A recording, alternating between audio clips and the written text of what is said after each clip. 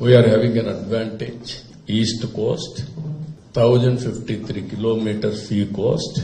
Already we are having 6 existing ports. 4 new airports are coming. Every 50 kilometers, we are going to have one port hub and spoke model. And we are going to have 15 to 20 airports within an hour. We have to reach airport. We are having strong air base as on today. Visakhapatnam new airport is coming.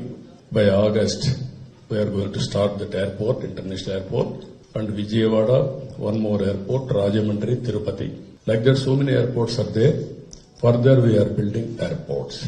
Roads, one of the best roads in Andhra Pradesh, national highways, even rail cargo also we are connecting. Inland waterways, we are building in a big way.